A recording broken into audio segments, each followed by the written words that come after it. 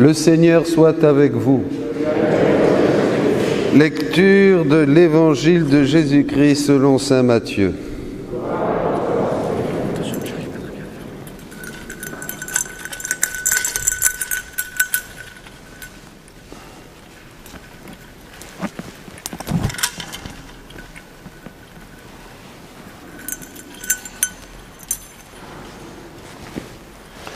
En ce temps-là, partant de Génézareth, Jésus se retira dans la région de Tyr et de Sidon. Voici qu'une Cananéenne, venue de ces territoires, disait en criant « Prends pitié de moi, Seigneur, fils de David. Ma fille est tourmentée par un démon. » Mais il ne lui répondit pas un mot. Les disciples s'approchèrent pour lui demander « Renvoie-la, car elle nous poursuit de ses cris. » Jésus répondit « Je n'ai été envoyé qu'aux brebis perdues de la maison d'Israël. » Mais elle vint se prosterner devant lui en disant « Seigneur, viens à mon secours. » Il répondit « Il n'est pas bien de prendre le pain des enfants et de le jeter aux petits chiens. » Elle reprit « Oui, Seigneur, mais justement les petits chiens mangent les miettes qui tombent de la table de leur maître. » Jésus répondit « Femme, grande est ta foi, que tout se passe pour toi comme tu le veux. » Et à l'heure même, sa fille fut guérie. Acclamons la parole de Dieu.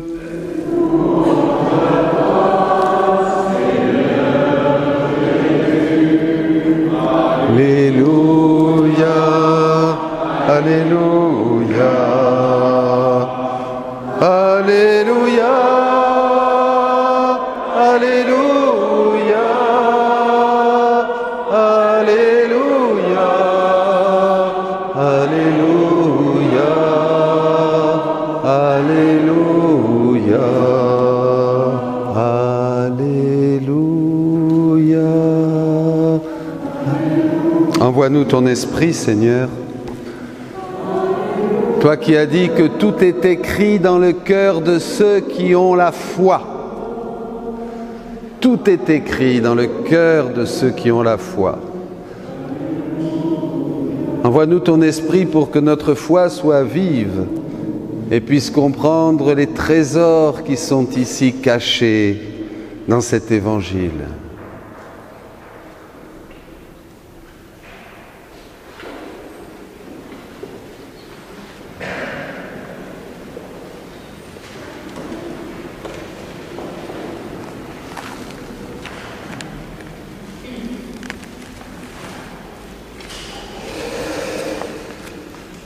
La Cananéenne, j'aime beaucoup cette femme.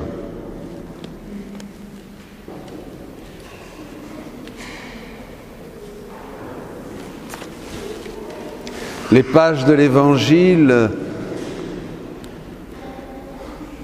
ces épisodes qui ont été relatés par les premiers, qui ont été mis par écrit après la tradition orale, sont une vraie catéchèse pour l'Église naissante. Ces enseignements recèlent évidemment des clés pour vivre avec le Christ ressuscité. Ce sont des trésors, des perles pour ceux qui ont la foi, qui sont croyants et qui veulent aller avancer au large avec Jésus dans la barque, comme Pierre. La parole de Dieu, évidemment, c'est ça qui fait grandir notre foi, avant même les sacrements. Bien sûr, la parole. La foi vient de ce que l'on entend, dit l'apôtre au chapitre 10 de la lettre aux Romains. Et ce qu'on entend, c'est la parole du Christ. Donc quand on entend la parole du Christ, la foi est générée en moi, elle naît. Voyez, c'est extraordinaire. Il y a une génération, une naissance spirituelle dès que j'entends la parole, avec un cœur ouvert, bien sûr, hein, pas à côté du chemin, un bon cœur. Vous vous rappelez la semence? La semence vient se nicher, hein, dans un bon cœur, dans une bonne terre, et là ça produit du fruit. Donc il faut écouter la parole de Dieu, il faut entendre la parole de Dieu, il faut lire la Bible si vous voulez que votre foi grandisse, sinon vous n'aurez pas la foi, vous aurez des croyances et on sera tous des cathos de seconde catégorie. C'est épouvantable. C'est ce qui fout en l'air l'Église, qui tombe en chute libre, comme dit le Père Boulade. J'aime beaucoup ça. L'Église tombe en chute libre. Il dit, il n'y a plus de couvent, plus de vocation, plus de prêtres, peu. Très bien. Les églises sont vides. Vous voyez? Et il arrive des gens comme ça, comme cette femme. Et d'où il sort? Celui-là. Et d'où elle sort, celle-là? Elle n'avait pas droit aux alliances, elle n'avait pas droit aux promesses, elle n'avait pas droit à l'héritage, dira l'apôtre. Elle n'avait rien, c'est une cananéenne. Épouvantable, ces gens-là. Et les disciples, d'ailleurs, ils en ont tout de suite marre. Voyez? Ils vont voir le maître. Et puis ils disent, mais écoute, qu'elle dégage, là, elle nous saoule. Pareil aujourd'hui. Moi, j'aime bien les nouveaux convertis, vous savez. Ils sont casse-pieds. Ils dérangent. Ils dérangent. Ils dérangent les autres. Ceux qui ont leur banc réservé à l'église. Ils se mettent à genoux, n'importe où. Ils se prosternent même. Ces nouveaux convertis. Ils savent rien et ils n'arrêtent pas de parler et de poser des questions. Ils ne connaissent pas les prières, ils viennent vous embêter pour qu'on fasse des adorations, pour qu'on fasse des chapelets, pour qu'on lise des neuvaines et tout ça. Mais écoutez, ces nouveaux convertis, ils vous pompent l'air. Fatigant. Ils connaissent à peine le curé, ils sont tout le temps fourrés avec lui. Ils ne le lâchent pas. Et ceci et cela. Mais alors, un peu de respect, laissez le curé tranquille, s'il vous plaît. Il a d'autres choses à faire qu'à s'occuper de vous. Ah oui, mais nous, on veut savoir, on veut prier, on veut... Oui, mais écoutez, laissez le curé tranquille. Hein, là, c'est son jour de repos, il veut voir personne. Surtout pas vous, d'ailleurs. Les nouveaux convertis, c'est ça. La cananéenne, c'est ça, c'est une nouvelle convertie. Vous voyez pas, les disciples, ils la veulent pas. Elle crie en plus. Ça aurait plu à la petite Thérèse. La prière, un cri vers le ciel. Ça, c'est la prière. Comment allait votre prière? Vous criez? Le cri du cœur. Pas le cri d'un malade. Le cri du cœur. Un cri. Pourquoi? Parce qu'il y a un vide en nous, un vide de Dieu. Vous voyez, plus on prie, plus on connaît Dieu, plus on connaît la parole, plus ça nous saoule de vivre ici-bas. On sait que ça va terminer de toute manière. Heureusement que ça va terminer. On a envie du ciel. On a envie d'être avec Dieu. On a envie de passer du temps avec lui. On a envie d'être plongé dans les écrits des saints, la parole de Dieu. On a soif. On est des cramés du Saint-Esprit. Vous êtes cramés à la plage avec du coup de soleil. Non, mais vous voyez, je plaisante, mais c'est ça la vie avec Dieu. Quand on a découvert Dieu, la prière devient, Saint Jean-Paul II disait, une vraie folie du cœur, une vraie folie du cœur. Votre prière, mes amis, doit être une vraie folie du cœur. Vous devez être des fous pour Dieu, sinon vous n'êtes pas chrétien. Pardonnez-moi, hein. Être chrétien, c'est une question d'intensité. À partir d'un certain degré, on a de la température. C'est bon. Il faut passer les 37 degrés. Si on est en dessous de 37, tu n'as pas de température, mon gars. Non, tu n'es pas chrétien, toi. Mais si, pourtant, je vais aller à la messe. Non, tu n'as pas de température. Il n'y a que ceux qui ont de la température, il n'y a que ceux qui sont malades qui sont chrétiens. Pour être chrétien, il faut être malade de Jésus. D'ailleurs, la Bible dit dans le Cantique des Cantiques, « Je suis malade d'amour. Si vous rencontrez mon bien-aimé, si vous le voyez, dites-lui que je suis malade d'amour. » Malade d'amour. La maladie d'amour. Pas celle de Michel Sardou, hein. Pas confondre. Ben oui, parce que c'est le même mot. C'est le même mot, mais il veut dire deux choses différentes. Vous voyez, ça c'est encore un gros problème, mais enfin on ferme la parenthèse. Non, voilà cette femme, j'aime bien cette femme, son cri là. Vous voyez mes amis, ça dérange les apôtres évidemment, c'est l'entourage de Jésus, du Maître, vous voyez, parce qu'ils ne comprennent pas, et Jésus, qui est le Verbe fait chair, va en profiter pour leur donner une bonne leçon, et à nous aussi, nous donne une bonne leçon, vous voyez, une bonne leçon. Ceux qui se fraîchement, ces gens qui viennent de l'extérieur de l'Église, qui sont à peine convertis depuis 1 an, 2 ans, 3 ans, 4 ans, et qui viennent là, qui veulent prier, qui veulent adorer, qui veulent des groupes, qui veulent Dieu, qui cherchent Dieu, ça nous fait des biens, et je crois que d'ici quelques années, l'Église ne sera remplie, où il n'y aura rempli, Dieu le veuille, dans l'Église il n'y aura plus que des nouveaux convertis. Parce que les autres, avec les secousses que nous vivons aujourd'hui, vont déguerpir, évidemment. Il va rester des fous de Dieu. L'Église va être petite, le petit reste. Vous savez, l'Église de la fin des temps, comme elle est d'ailleurs dans le catéchisme qui décrit la fin de l'Église et la passion de l'Église dans le catéchisme de l'Église catholique, hein, sera vraiment, il y aura le petit reste d'Israël, le petit reste de l'Église catholique. Benoît XVI avait dit un jour de manière très prophétique que l'Église de la fin serait pauvre, petite, mais fervente. La souche sera sainte, disait le prophète Isaïe. Voyez, pour une renaissance. Un cri, elle crie vers le ciel, cette femme.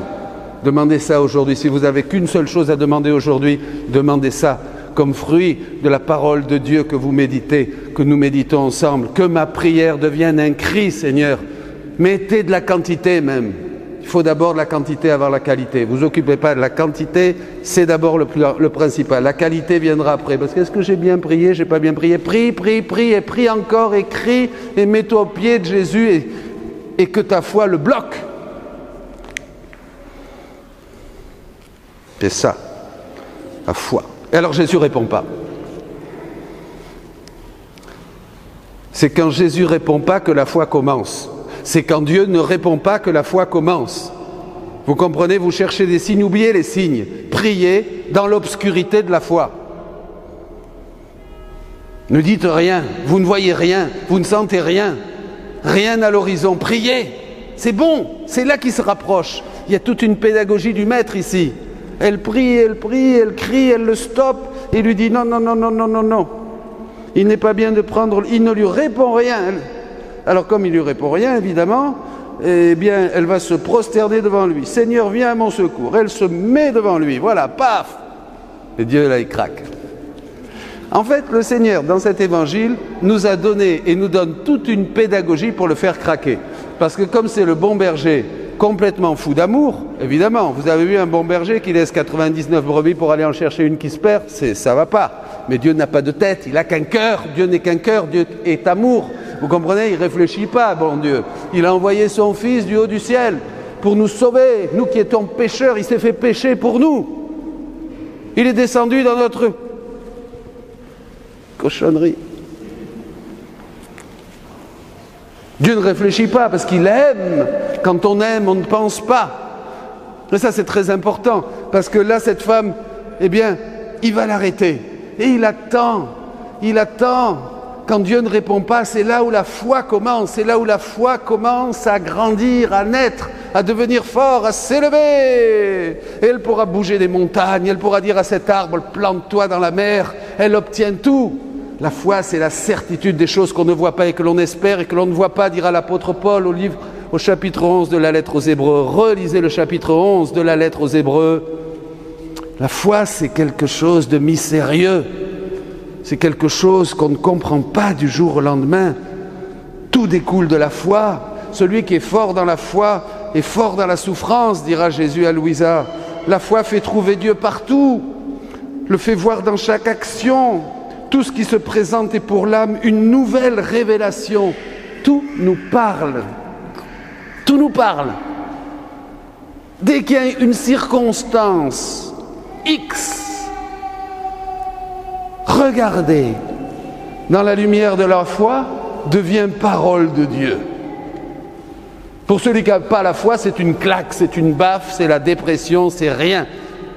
Il crie, il rugit, mais là, pas de prière, de rage. Comprenez?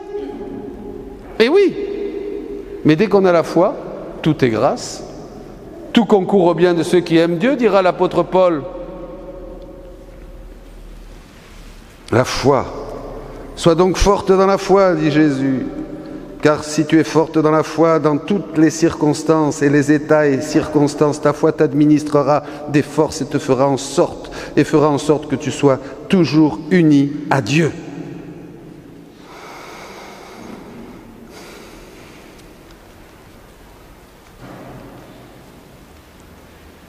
Cette femme va provoquer.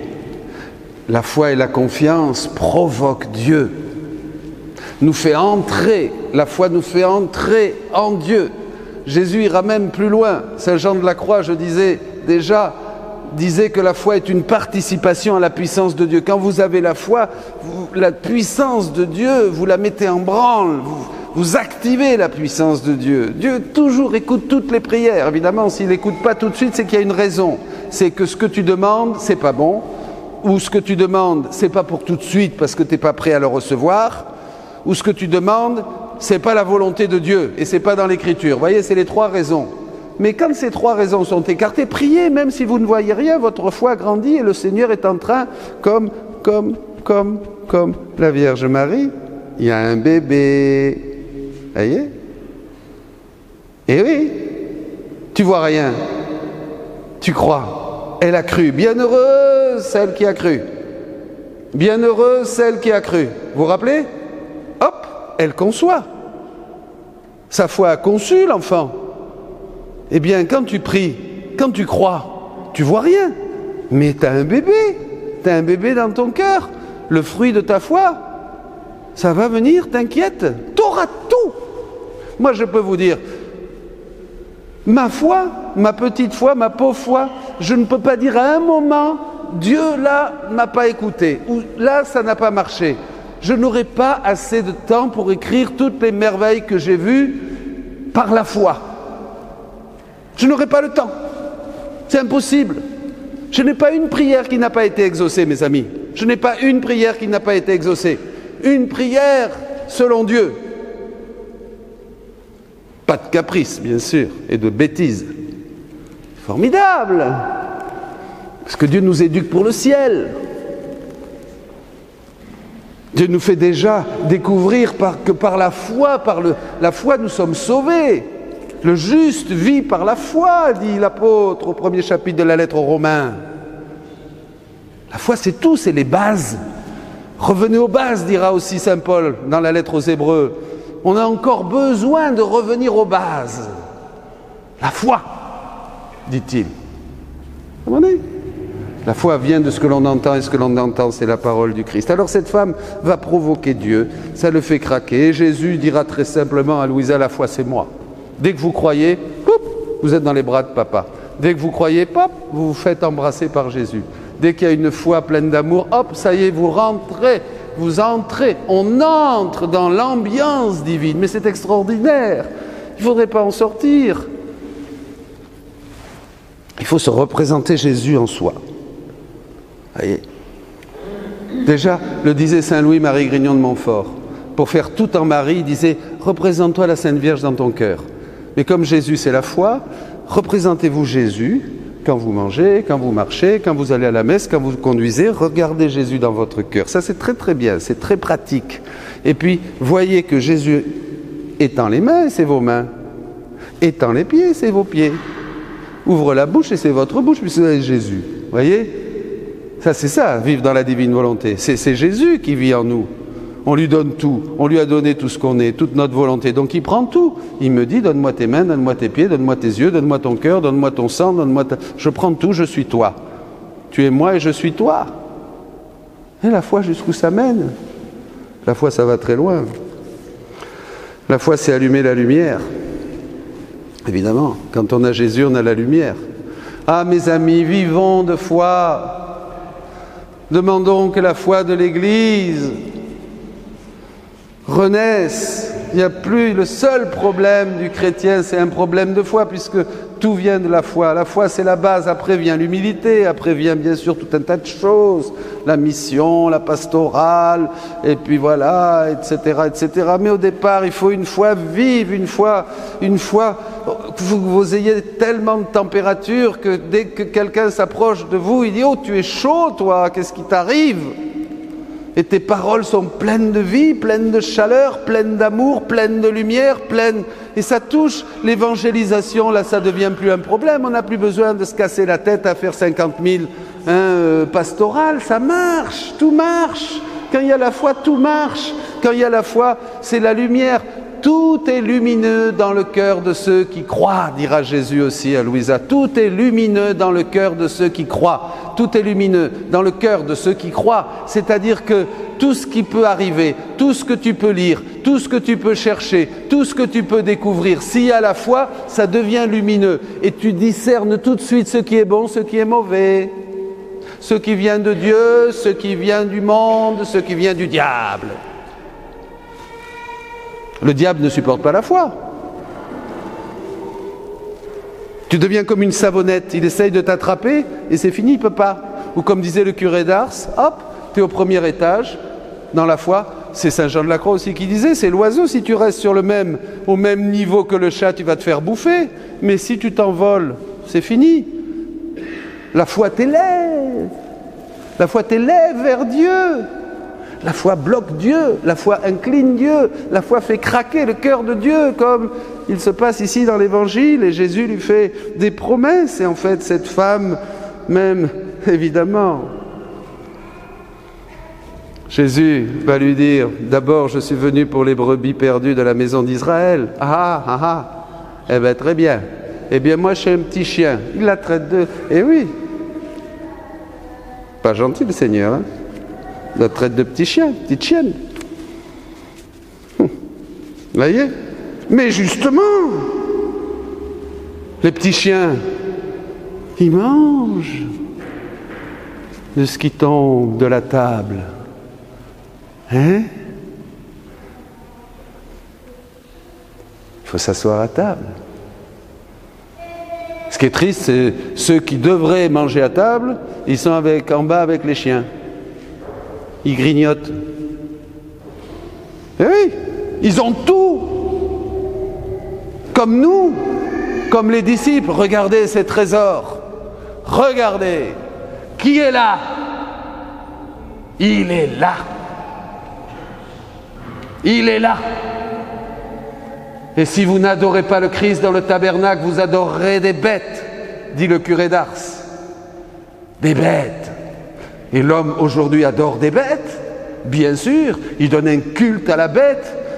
La France est championne pour faire des atrocités de tout genre. Perdre la tête, parce qu'il n'y a pas la foi. Quand il n'y a pas la foi, on ne fait que les œuvres du diable. Quand il n'y a pas la foi, on fait les œuvres du monde, les œuvres du diable, puisque le monde entier gît sous le pouvoir de Satan, dira Jésus. Épouvantable! Notre combat est un combat spirituel. Qu'est-ce que dira l'apôtre au dernier moment de sa vie? J'ai mené le bon combat de la foi. Regardez ces trésors qui sont pour que nous mangions à la table du Maître. Cette parole que je vous donne aujourd'hui, mes amis, ta parole, une lumière sur ma route, une lampe sous mes pas. Regardez le corps et le sang du Christ qui est là, qui gémit et qui continue sa vie, puisque Jésus continue toute sa vie dans les tabernacles, dans le Saint-Sacrement, dans l'hostie. On devrait avoir faim de Dieu, on devrait aller à la messe tous les jours, on devrait vivre que pour communier. Dès le matin, on devrait se demander quand est-ce que je vais avoir ma messe? Aujourd'hui! On s'en fout. On va au supermarché, on va faire ceci, on va faire cela. On est des pauvres mecs quand même, hein. Faut le dire. tous. Moi aussi. Il faudra avoir tous les jours ma messe. Chercher à quelle heure je vais la célébrer, comme si c'était la dernière messe de ma vie, comme si je mourrais après elle, ou durant la messe, encore mieux.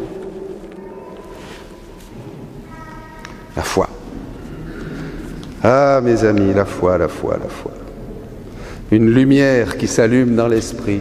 Eh bien, demandons cette foi. Disons comme Pierre, Seigneur, augmente ma foi. Demandez-le, demandez-le. Maintenant, je vous donne une bénédiction. Je prie et je demande au Christ que votre foi devienne incandescente, incandescente, que ça brûle, que vous soyez pris, comme disent les saints russes, pour des folles en Christ, que tout le monde vous dise celui-là il est malade, c'est une malade, c'est des fanatiques, c'est une grenouille de bénitier, il passe son temps à l'église, il parle de Dieu tout le temps, il nous saoule avec son Jésus comme les nouveaux convertis, il vous saoule. Il faut mieux être ivre de Dieu que des choses du monde. La douce ivresse de l'esprit, disaient les pères. Eh bien, je demande au nom de Jésus pour tous, chacun de vous qui écoutez cette parole aujourd'hui, que cette parole qui vient du Christ transperce vos cœurs comme elle transperçait le cœur de ces premiers Grecs qui voulaient la foi, et que vous décidiez aujourd'hui de mettre Dieu à la première place. Écoutez sa parole pour que cette parole écoutée, méditée, fasse naître et jaillir cette source de vie éternelle en vous. Que le Seigneur aujourd'hui vous illumine, mes amis, à tous qui nous illuminent, qu'il illumine à travers vous, que beaucoup de missionnaires se lèvent avec le cœur rempli de feu, rempli d'amour, avec une foi qui parle. J'ai parlé parce que j'ai cru, nous avons cru et nous avons parlé, dit aussi l'apôtre et le prophète. Tu auras une parole dans ta bouche parce que tu auras la foi dans ton cœur. Si tu ne sais pas parler de Jésus, s'il n'y a pas de parole, si tu n'as pas la parole, c'est parce que la foi n'est pas assez incandescente en toi. Quand on croit, on parle. Quand on croit, on parle.